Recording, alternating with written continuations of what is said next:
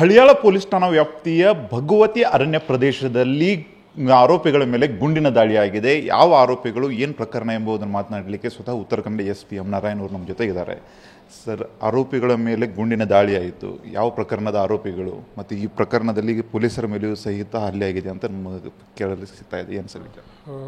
ದಿನಾಂಕ 28/1/2025 ನಮ್ಮ Ankola police station ಲಿಮಿಟ್ಸಲ್ಲಿ ಒಂದು ಕ್ರೀಟಾ ವೆಹಿಕಲಲ್ಲಿ 1,15,00,000 ಕ್ಯಾಶು ಪತ್ತೆ ಆಗುತ್ತೆ. ಅದಾದ ನಂತರ ಯಾರೂ ಕಂಪ್ಲೇಂಟ್ಸ್ ಬರೋಲ್ಲ. ಅದಾದಮೇಲೆ ಒಂದು ವಾರ ಆದ ನಂತರ ಒಬ್ಬರು ವ್ಯಕ್ತಿ ಮಂಗಳೂರಿಂದ ಬಂದು, ಇದು ರಾಜೇಂದ್ರ ಅಂತ ಹೇಳಿ, ಅದು ನನಗೆ ಸೇರಿದ್ದು. ನಾವು ಗೋಲ್ಡ್ ಬಿಸ್ನೆಸ್ಸು ಮತ್ತು ರಿಯಲ್ ಎಸ್ಟೇಟ್ ಮಾಡ್ತಾಯಿದ್ದೆ. ಹಣ ಬೆಳಗಾವಿಯಿಂದ ಬರುವಾಗ ಸುಮಾರು 3 ಕೋಟಿಯಷ್ಟು ಹಣ ಇತ್ತು. ಅದರಲ್ಲಿ ಇಬ್ಬರು ಕಾರಲ್ಲಿ ಬಂದಂಥ ವ್ಯಕ್ತಿಗಳು ನಮ್ಮಿಬ್ಬರು ಡ್ರೈವರ್ಸ್ ಮೇಲೆ ಅಟ್ಯಾಕ್ ಮಾಡಿ ದುಡ್ಡನ್ನು ತೊಗೊಂಡೋಗಿದ್ದಾರೆ ಅಂತ ಹೇಳಿದ್ದಾರೆ. ಮಿಕ್ಕಿದ ದುಡ್ಡು ನಂದೇ ಅಂತ ಕ್ಲೈಮ್ ಮಾಡೋಕ್ಕೆ ಬಂದರು. ಆವತ್ತೇ ಅದನ್ನು ನಾವು ಇನ್ಕಮ್ ಟ್ಯಾಕ್ಸ್ ಡಿಪಾರ್ಟ್ಮೆಂಟಿಗೆಲ್ಲ ತಿಳಿಸಿ, ರೀ ಇನ್ಮೇಲೆ ಮನೆ ಕೆಲಸಕ್ಕೆ ಹೆಲ್ಪ್ ಮಾಡ್ಬೇಕು ನೀವು. ಯಾಕೆ, ನಿಂಗೆ ಎಲ್ಲರೂ ಕೆಲಸ ಸಿಗ್ತಾ? ಕೆಲಸನ ನೋವೇ, ನಾನೇ ಬಾಸ್ ಆಗ್ತೀನಿ. ಬಾಸ್? ಅದೇಗೆ? ಬಾಸ್ ವಾಲ ಬಿ ದ ಬಾಸ್. ಪ್ರಕರಣವನ್ನು ದಾಖಲು ಮಾಡ್ಕೊಂಡಿದ್ವಿ, ಡಕಾಯಿಟಿ ಕೇಸು. ಸೊ ಇದನ್ನು ನಾವು ಪತ್ತೆ ಹಚ್ಚೋದಕ್ಕೆ ವಿಶೇಷವಾದಂಥ ಒಂದು ತಂಡ ಮಾಡಿದ್ರು. ಮೊನ್ನೆ IGP western range Shri Amit Singh ಸಾಹೇಬ್ರ ಒಂದು ನೇತೃತ್ವದಲ್ಲಿ ನಾವೊಂದು ತಂಡ ಮಾಡಿದ್ವಿ.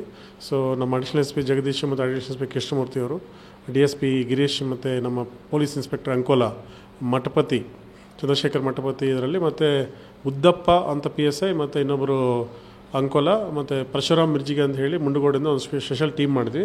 ಅದರಲ್ಲಿ ನಮ್ಮ ಪೊಲೀಸ್ ಸಿಬ್ಬಂದಿ ಒಂದು ಟೀಮ್ ಆಗಿದ್ದರು. ಅದರಲ್ಲಿ ಬಸವರಾಜ್ ಹಗರಿ ಮತ್ತು ಕೋಟೇಶ್, ಶ್ರೀಕಾಂತ್ ಮತ್ತು ಮಂಜುನಾಥ್ ಅಂತ ಹೇಳಿ 4 ಜನ ಸಿಬ್ಬಂದಿ ಎಕ್ಸ್ಕ್ಲೂಸಿವ್ಲಿ ಕೇಸ್ ಮಾಡ್ತಾಯಿದ್ರು. ಈ ಕೇಸಾಗಿ 2 ತಿಂಗಳಾಗಿದೆ. ಜನವರಿ 2 ತಿಂಗಳಿಂದ ನಮಗೆ CCTV ಆಧಾರದಲ್ಲಿ ಒಂದು ಸ್ವಿಫ್ಟ್ ಕಾರು ಮತ್ತು ಒಂದು ಆಡಿ ಕಾರು ಬರೋದು ಗೊತ್ತಾಯಿತು. ಅದನ್ನು ಬೆನ್ನು ಬಿದ್ದಾದ ಮೇಲೆ ನಮಗೆ ಇದು ಮಂಗಳೂರಿನ ಒಂದು ತಲ್ಲತ್ ಅಂತ ಹೇಳಿ ಒಂದು ಗ್ಯಾಂಗ್ ಇದರಲ್ಲಿ ದರೋಡೆಯಲ್ಲಿ ಭಾಗಿಯಿದೆ ಅಂತ ಹೇಳಿದ್ರು. ಆವಾಗಿಂದ ಅವ್ರ್ಯಾರು ತಲೆಮರೆಸ್ಕೊಂಡಿದ್ರು, ಯಾವ ಗ್ಯಾಂಗು ಮೆಂಬರ್ ಸಿಕ್ಕಿಲ್ಲ. ಬಟ್ ಇನ್ನೊಂದು ಆಧಾರದ ಮೇಲೆ ಕೇರಳದ ಒಂದು ಗ್ಯಾಂಗ್ ಸಿಕ್ತು, ಯಾಕಂದರೆ ಇದರಲ್ಲಿ ಭಾಗಿಯಾಗಿದ್ದರು. 5 ಜನ ಇವಾಗಲೇ ಅರೆಸ್ಟ್ ಆಗಿದ್ದಾರೆ. ಅವ್ರದ್ದು ಸ್ಟೇಟ್ಮೆಂಟ್ ಮೇಲೆ ಹೆಂಗೆ ಇದು ದರೋಡೆ ಆಯಿತು ಅನ್ನೋದ್ರ ಬಗ್ಗೆ ಎಲ್ಲ ಕೂಲಂಕಷ ಹೇಳಿದಾಗ ಇದರಲ್ಲಿ ಮಾಸ್ಟರ್ ಮೈಂಡ್ ಯಾರಿದ್ದಾರೆ ಅದು ತಲ್ಲತ್ ಅಂತ ಗೊತ್ತಾಯಿತು. ತಲ್ಲತ್ತು ಈ ಘಟನೆ ನಡೆದ ದಿನ ಹಣ ಎಲ್ಲ ಹಂಚಿಕೊಂಡು ಮಂಗಳೂರು ಊರು ಬಿಟ್ಬಿಟ್ಟು ಡೆಲ್ಲಿ ಸೇರಿದ್ದಾರೆ. ಡೆಲ್ಲಿಯಿಂದ ಎಲ್ಲ ಊರುಗಳು ಸುತ್ತಾಯಿದ್ರು. ಸೊ ನಿನ್ನೆ ನಮಗೆ ಮಾಹಿತಿ ಬಂತು, ಖಚಿತ ಮಾಹಿತಿ, ಅವರು ಬಾಂಬೆದ ಬಾಂದ್ರಾದ ಒಂದು ಬೀಚಲ್ಲಿದ್ದಾರೆ ಅಂಥೇಳಿ. ಬಾಂಬೆ ಬೀಚ್ಗೆ ನಮ್ಮವರು ಹೋಗಿದ್ದಾರೆ. ಹೋದಾಗ ಇವ್ರನ್ನ ನೋಡಿ ಅವರು ಅಲ್ಲಿಂದ ಜಾಗ ಕಿತ್ತಿದ್ದಾರೆ.